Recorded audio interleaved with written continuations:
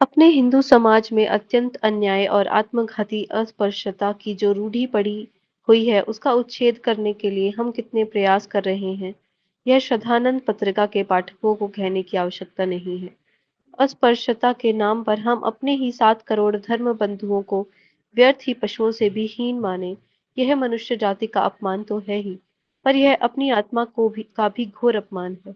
इसलिए अस्पृश्यता से हमें छुटकारा पाना है, ऐसा मेरा स्पष्ट मत है। अस्पृश्यता निवारण से आज अपने हिंदू समाज का ही हित है, इसलिए भी हमें उससे छुटकारा चाहिए। पर मान ले उससे किसी कारण हमें लाभ भी होता, तब भी अपने हमने उसके विरुद्ध इतना ही प्रबल आंदोलन चलाया होता, क्योंकि मेरे अस्पृश्य माने जाने वाले भाई को केवल वह अमुक जाति का है इसलिए मैं स्पर्श नहीं करता, और किसी कुत्ते बिल्ली को छूने में कोई संकोच नहीं करता, तब मैं मनुष्य के विरुद्ध यह एक अत्यंत हीन अपराध कर रहा होता हूँ। केवल आपदा से छुटकारा पाने के लिए अस्पृश्यता को हटाना है, ऐसा नहीं है। धर्म का किसी भी तरह से विचार करें तो भी वर्तमान की इस अमानुषिक रूढ़ि का समर्थन करना अशक्य है। इसलिए धर्म का आदेश मानकर ही हमें वह रूढ़ि नष्ट करनी चाहिए। न्याय की दृष्टि से, धर्म की दृष्टि से, मानवता की दृष्टि से कर्तव्य है। इसलिए अस्पृश्यता का कलंक हम हिंदू साफ धो लें। इससे आज की परिस्थिति में लाभालाभ क्या है, यह प्रश्न गौण है। यह लाभालाभ का प्रश्न ही आपद्धर्म है और अस्पृश्यता निवारण ही मुख्य और निरपेक्ष धर्म है।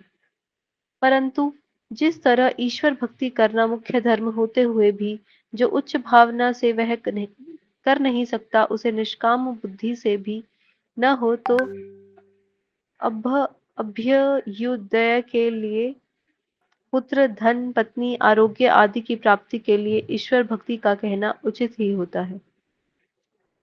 उसी तरह केवल न्याय के लिए तथा मनुष्यता का धर्म जानकर अस्पृश्यता त्याज्य है, यह समझने किसी किसी का मन उदार विशाल न हो तो धर्म समझकर नहीं, पर कम से कम आपद धर्म है, यह मानकर ही अस्पृश्यता की रूढ़ी नष्ट करो, यह कहना उचित है।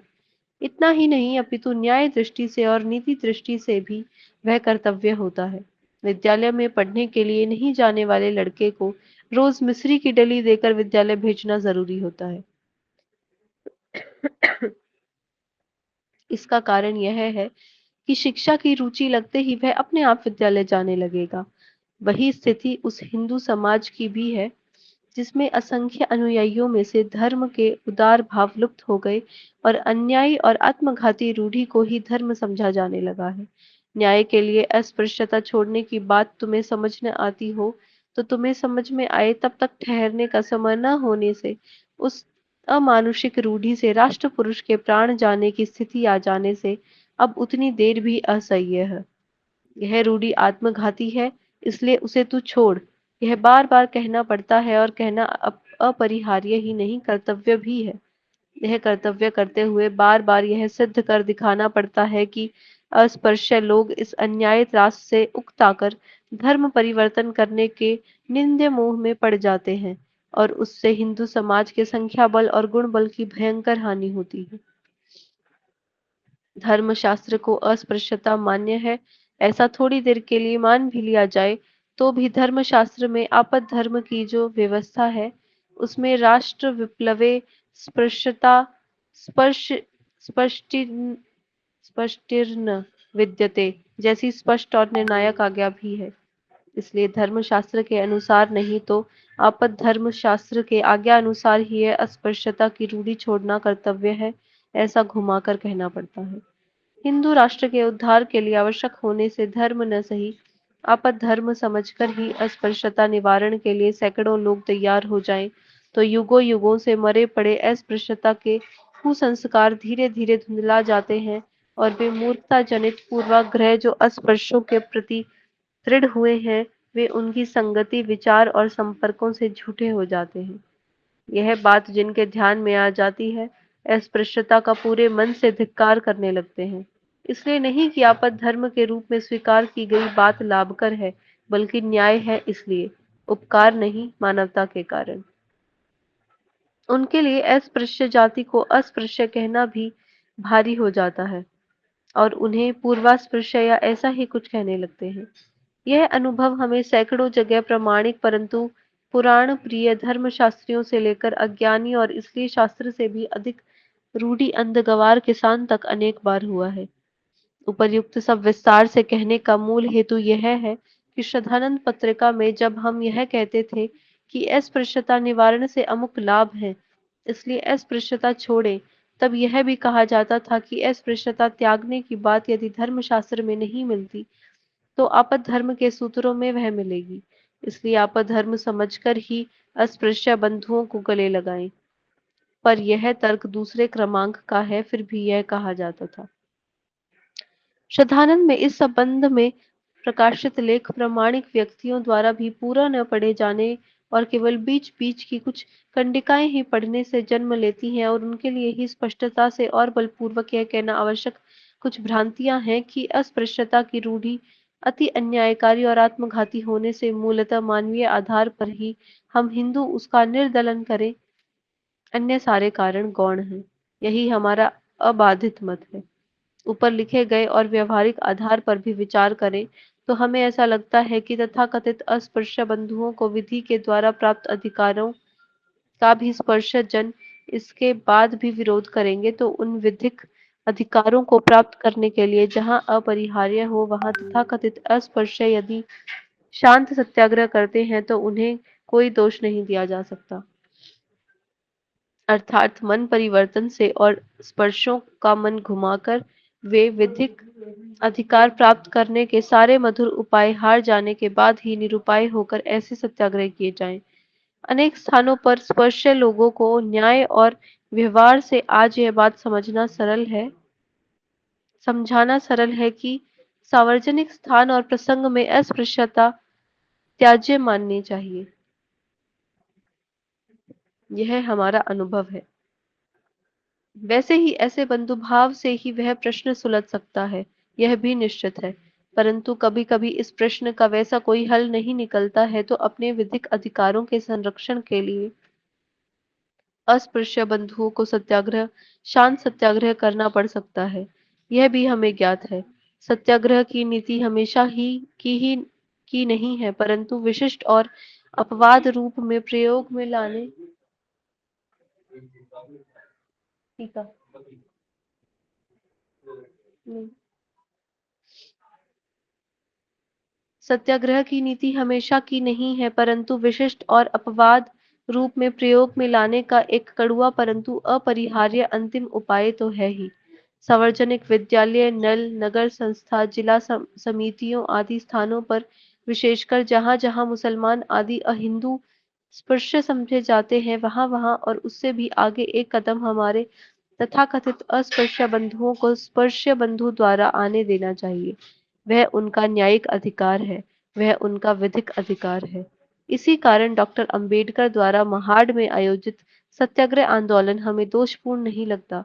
यह हम स्पष्टता से घोषित करना चाहते हैं, क्योंकि महाड़ के संबंध में जो बात खुले रूप से ज्ञात है, वह यह कि जिस तालाब से मुसलमान पानी भरते हैं और बर्तन भी धोते हैं, उस तालाब के पानी की तंगी के दिनों में भी अपने अस्पृश्य हिंदू बंधुओं को पानी पीने से रोका गया। इतना ही नहीं, नगर संस्था के आदेश के कारण तालाब पर आकर पानी पीने वाले अस्पृश्य बंधुओं को स्पृश्य बंधुओं ने मारा पीटा।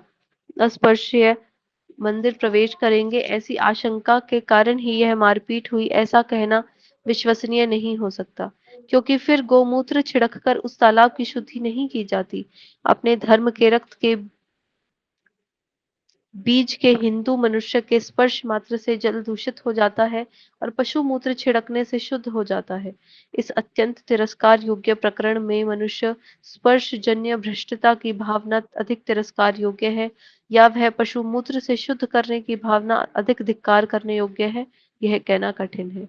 नगर संस्था और विधि मंडल इन दोनों ही विधिक संस्थाओं ने जो विधिक अधिकार अस्पृश्यों को दिए थे, वे अधिकार यथासंभव शांति से मिलने के सारे प्रयास के बाद भी महाड़ के लोगों ने उन्हें वे बंधुभाव से नहीं दिए।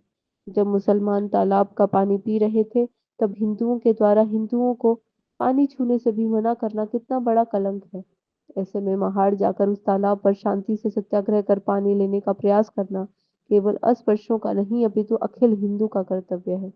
यह न्याय कार्य में जो कुछ भी धींगा मुश्ती हुई वह डॉक्टर अंबेडकर सत्याग्रह मंडल की ओर से न होकर महाड़ के धर्म विमूढ़ स्पर्शों की ओर से हुई, और यह अतिरेक यदि टालना है तो डॉक्टर अंबेडकर की मंडली को जाने भी तो कहकर टाला नहीं जा सकता। हमारा महाड़ के हिंदू बंधुओं से प्रेमाग्रह पूर्वक निवेदन है कि वे अब भी चेतें और इस दुखद अध्याय का अंत करें, और वैसा करना कितना सरल है। यदि एक पत्र पूरे समाज की ओर से या नगर संस्था की ओर से हमारे महाड़कर बंधु उनके हिंदू धर्म के नाम पर जो कुछ भी अपमान हुआ हो उसे भूलकर प्रकाशित करने की उदारता दिखाएंगे और कहेंगे कि इस तालाब पर हमारे अस्पृश्य बंधु आए और सुख से पानी पिए, तो सत्याग्रह करने का दुखद अवसर तत्काल टल जाएगा। हिंदू अपने ही प्यासे हिंदू बंधु को तालाब पर पानी न पीने दे और वह सारा मजा उसी तालाब का पानी पीते खड़े मुसलमान और ईसाई हंसते मुस्कुराते देखे। यह अति लज्जाकारी दृश्य हमारे महाडकर बंधु विश्व को फिर से न दिखाएं। यह हमारा उनसे हार्दिक निवेदन है। हाटकर यदि ऐसा पत्र सर्वसम्मति से प्रकाशित न कर पाए तो वे ऐसा करें कि जब अपने हिंदू बंधु पानी पीने दल बल सहित आए तब उनका बिल्कुल भी विरोध न करते हुए वह पानी उन्हें सुख से पीने दें, जिससे कलह प्रिय पर धर्मी लोगों की सारी उठापटक व्यर्थ हो जाएगी और शिकार से वंचित व्याध की तरह उनकी फजीहत हो जाएगी। अपने अस्पृश्य बंधुओं के हमले को हम स्पृश्य बंधु स्वयं ही पराजय स्वीकार कर पराजित करें। अंग्रेजों और मुसलमान गुंडों के सामने हार न माने। जो कुछ भी धर्माभिमान और शौर्य है वह उन दो के सामने हम दिखाएं। अपनी ही जीभ को अपने ही दांतों से काटने में कौन सा पौरुष है। जिस तरह स्पर्श बंधुओं से हमारा ये निवेदन है, उसी तरह हमारे अस्पर्श बंधुओं को भी एक चेतावनी देना हमें अपना कर्तव्य लगता है। और वह चेतावनी यह है कि वे स्पर्श हिंदुओं को यह धौंस देना बंद करें कि अस्पृश्यता हटाओ, अन्यथा हम धर्मांतरण करेंगे। क्योंकि ऐसा कहना भी उनको बहुत लांछनास्पद है। अस्पृश्यता जो हटाएगा उसका ही केवल हिंदू धर्म पर अधिकार है, और अस्पृश्य सारे हिंदू धर्म में आए हुए कोई मेहमान है क्या। अस्पृश्यों के लिए हिंदू धर्म चाहे जब फेंक सके ऐसा जीर्ण कपड़ा या बाजार से लाई गई सब्जी भाजी तो नहीं है। हिंदू धर्म की और हिंदू संस्कृति की, हिंदू देश की और हिंदू इतिहास की, हिंदू तत्व ज्ञान की और हिंदू वाङ्मय की, संक्षेप में हिंदुत्व की यह अपनी पूर्वार्जित विरासत केवल वशिष्ठ जैसे ज्ञानी ब्राह्मणों ने या श्री कृष्ण जैसे गीता उद्घोषक क्षत्रिय ने या हर्षवर्धन जैसे साम्राज्य निर्माता वैश्य ने या नामदेव तुकाराम जैसे संतों ने ही अर्जित नहीं की। उसे अर्जित करने में अस्पृश्य जाति के अनेक पूर्वज भी लगे रहे। उस हिंदुत्व की रक्षा करने में हजारों अस्पृश्य वीर रणभूमि पर खेत रहे हैं। महाभारत के एक उज्ज्वल अध्याय में व्याद गीता का उद्गाता अस्पृश्य से लेकर हिंदुत्व के भगवा ध्वज के रक्षणार्थ अपने प्राण न्यौछावर करने वाले महार शीद नाइक तक के लाखों अस्पृश्य संत चिंतक वीर आदि ने हिंदुत्व की इस सामूहिक संपत्ति का उपार्जन और संरक्षण किया है। हिंदुत्व के गांव सीमा की रक्षा में जिन महारों ने रातें जागते हुए काटी हैं, वे सारे महार तुम्हारे ही पूर्वज थे। हाँ, यदि पूर्वजों की ही बात करनी है तो अनुलोम प्रतिलोम विवाहों के कारण ही अस्पृश्यों की उत्पत्ति अधिकतर हुई है। इसलिए उनके और तुम्हारे पूर्वज एक ही हैं। यह तथ्य कम से कम त्रैवर्णिक तो नकार नहीं सकते, क्योंकि अस्पृश्यों का रक्त स्पर्शों के शरीर में संचार कर रहा है और स्पर्शों का अस्पृश्यों के शरीर में। इस विधान की पुष्टि उनकी मनुस्मृति ही देती है।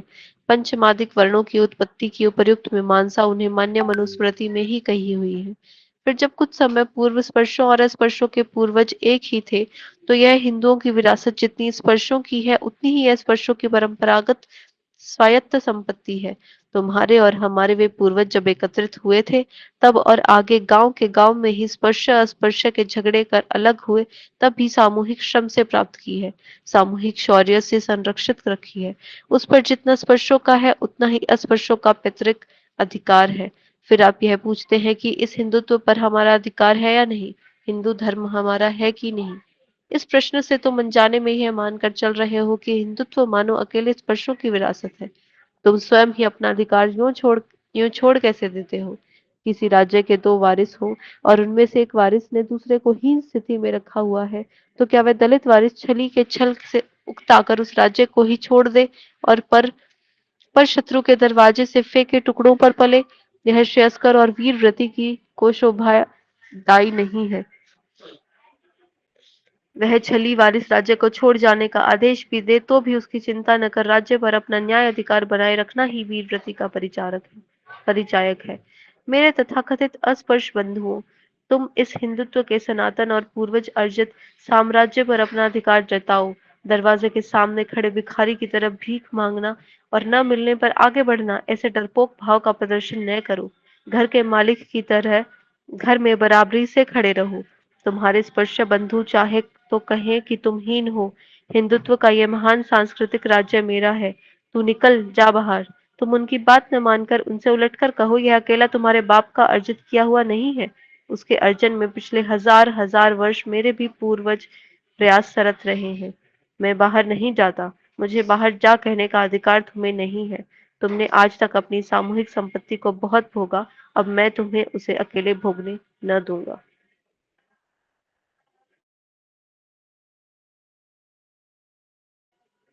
एक बार इस पे थोड़ा डिस्कस कर लेते हैं। एक वर्ड आ रहा था बार बार, एक मिनट रुको, वो मुझे पूछना था कि क्या था वो।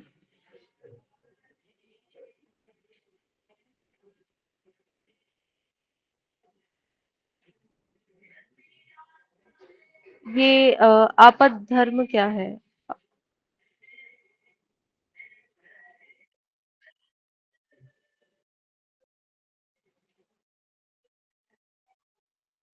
हम्म।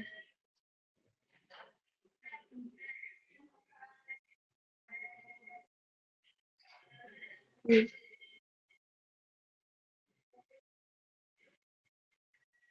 हम्म।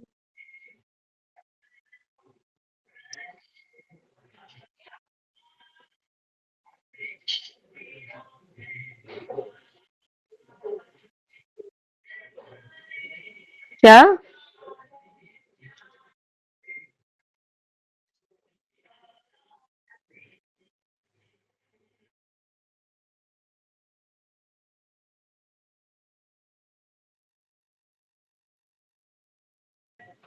हाँ, और कोई कुछ बोलना चाहता है, पूछना चाहता है तो पूछ लो एक बार।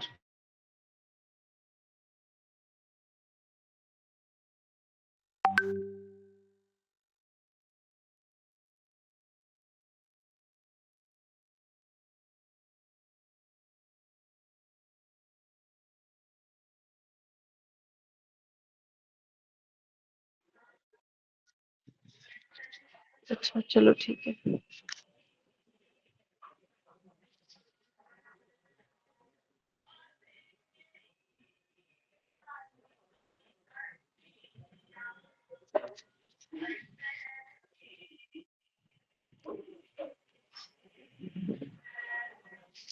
हिंदू धर्म मेरा है, उसे छोड़ने के लिए कहने वाला तू कौन? ऐसा प्रश्न तुम स्पर्शों को करना चाहिए। हिंदू धर्म में रहने देने या न रहने देने वाले अधिकारी ये स्पर्श लोग ही हैं। ऐसी हीन भावना हमारे अस्पृश्य बंधुओं को कभी नहीं करनी चाहिए। और वह दरिद्र भावना व्यक्त करके यह कहना कि हमें छुओ, नहीं तो हम दूसरे घर जाते हैं, ऐसी अत्यंत भिखारी और दुर्बल कुल कलंक जैसी बातें कहकर अपने ही पूर्वजों का घर छोड़कर उनके शत्रु को ही अपना पूर्वज समझने का डरपोकपन कभी नहीं करना चाहिए। क्योंकि हिंदुत्व का अधिकार छोड़ना, सारे अस्पृश्य संतों को छोड़ना, भुला देना होगा। इन संतों और उनके विशाल शिष्य वर्ग ने अर्थात तुम्हारे प्रत्यक्ष पूर्वजों द्वारा उपार्जित की हुई संपत्ति डरकर छोड़ भाग जाना न कभी नहीं। जो हिंदुत्व तुम्हारी हजारों पीढ़ियों ने अपने प्राण दांव पर लगाकर अस्पृश्यता की सारी पीड़ाएं भोगते हुए अर्जित किया, उस हिंदुत्व को छोड़ना तुम्हारे ही उन महार मांग आदि सोमवंशी कुल के शत सहस्त्र पूर्वजों को मूर्ख मानकर अपने बाप का नाम बदलने जैसा है। फिर तुम्हें राम हमारा, कृष्ण हमारा, काशी हमारी, मथुरा हमारी, द्वारका हमारी, कालिदास हमारा, व्यास हमारा, यह हिंदू संस्कृति हमारी ऐसा कहने और अनुभव करने का अधिकार नहीं रहेगा। जो तुम्हारे स्वयं के माता पिता हिंदू बनकर रहे, उन्हें तुम काफिर कहना पड़ेगा। तो अब ऐसी मंगल अमंगल भाषा तुम स्वयं के जातीय अभिमान के लिए मुंह से नहीं निकालना। एक भाई ने दूसरे को पीड़ित किया तो दूसरा पहले से लड़े और अपना न्याय भाग प्राप्त करे। ऐसा ना करे कि उस भाई पर का गुस्सा निकालने के लिए अपने बाप को बाप कहना ही छोड़ दे और श्राद्ध के दिन किसी दूसरे और उनमें भी उससे जिससे दोनों भाइयों के बाप दादा लड़ते रहे ऐसे परशत्रु को पिता मान उनका श्राद्ध करे। इसलिए हे मेरे धर्म बंधुओं, यह नीच भावना मन को छूने भी मत दो। स्वधर्म त्याग की भावना जिसके मन में आती है वही वास्तविक अस्पृश्य है। वह तुरंत पश्चाताप का प्रायश्चित कर ले। और ऐसी हीन भावना सोचते हुए तुम मुसलमान के दरवाजे पर जाते हो तो भी तुम्हें कुत्ते की तरह टुकड़ों पर ही जीना पड़ेगा। हसन निजामी नामक एक मुसलमान की लिखित पुस्तक है चेतावनी घंटा, अलार्म बेल। उसमें निजामी ने स्पष्ट कहा है, उच्च और कुलीन मुसलमानों को चाहिए कि वे धर्मांतरित होकर आए हिंदू भंगी महार आदि से बेटी आदि व्यवहार करें। ऐसा मैं बिल्कुल नहीं कहता। हैदराबाद के निजाम के समय मुसलमान हुए महार आदि अस्पृश्यों के हाथ का पानी न पीने वाले अनेक मुसलमान हमने देखे हैं। कुछ वर्षों पूर्व धर्मांतरित अस्पृश्यों की अनेक जातियां मुसलमान समाज में अभी भी जैसी की तैसी अलग बनी हुई हैं। ईसाइयों में तो त्रावणकोर में स्पृश्य ईसाई और अस्पृश्य ईसाइयों के बीच बार बार दंगे होते रहे हैं, यह तो सबको ज्ञात ही है। अर्थात मुसलमान होने पर कोई बड़ा राज्य मिलने वाला है, ऐसा नहीं है। वैसा एक राज्य मिलता तो भी केवल उसके लिए तुम्हारे ही पूर्वजों की हजारों वर्ष पुरानी संस्कृति, धर्म और समाज को छोड़कर जन्मदात्री माँ और बाप को छोड़कर परशत्रु के पैर पकड़ना अत्यंत नीच प्रवृत्ति है। ऐसी नीच प्रवृत्ति पर हमारे अस्पृश्य धर्म बंधु आज तक बलि नहीं चढ़े। इतनी अमानुषिक पीड़ा पीढ़ी दर पीढ़ी सहते रहे पर बलि नहीं चढ़े। यह जितना उनको पीड़ा देने वाले स्पर्शों के लिए लज्जाजनक है, उतना ही अस्पृश्यों के लिए गौरवास्पद है। आवश्यकता पड़ी तो हम हिंदू धर्म पर लगा अस्पृश्यता का कलंक अपने रक्त से धोएंगे। यह डॉक्टर अंबेडकर की प्रतिज्ञा सच्चे हिंदू के लिए गर्व की बात है, इसलिए उनके सत्याग्रह को भी हम न्याय ही मानते हैं। परंतु इसी के साथ प्रेम पूर्वक परंतु चिंता के साथ चेतावनी भी देते हैं कि हिंदू धर्म हमारा है कि नहीं कहो। ऐसा आत्मघाती प्रश्न करके कि नहीं तो हम हिंदुत्व छोड़ देंगे, ऐसे अभद्र और लज्जाजनक वाक्य का उच्चारण सिद्धांतः जितना नाश करने वाला है उतना ही व्यवहार में भी होगा। एक युक्ति की तरह उसका उपयोग करना भी लज्जाजनक है, क्योंकि सगे परंतु दुष्ट भाई को डराने के लिए ही तेरे बाप को मैं आज से अपना बाप नहीं कहूंगा, यह धमकी देना स्वयं के लिए ही घृणित है। जैसे ही स्पर्शों को धमकी देने के लिए हिंदुत्व छोड़ दूंगा यह कहकर पितृ परंपरा से पूजे हुए हिंदुत्व के मुंह पर थूकना भी अति निंदनीय और तुम्हारी ही आत्मा को कलंकित करने वाला है। स्पर्श भी होऊंगा और हिंदू भी रहूंगा, ऐसी प्रतिज्ञा करे। हिंदू धर्म, हिंदू संस्कृति, हिंदुत्व केवल स्पर्शों के बाप का नहीं है, वह तो दोनों के ही बाप की सम्मिलित संपत्ति है। उसे छोड़कर जाऊं क्या? ऐसे स्पर्शों को ही क्यों पूछते हो? क्या वे मालिक और तुम चोर हो? और जो पापी और निर्दय स्पर्श तुम्हारे लाखों लोगों के धर्मांतरित होकर चले जाने पर भी इस अस्पृश्यता को छोड़ने को तैयार नहीं है, वे और कुछ लाख निकल गए तो भी घबराने की बात नहीं है। उनके लिए ऐसी अमंगल भावना जितनी लज्जाकारक है, उतनी ही परिणाम में विफल होने से हमारे अस्पृश्य बंधुओं के लिए भी। झूठ-मूठ भी उसके पास जाने का पाप न करें, ऐसी हमारी उनसे हार्दिक विनती है।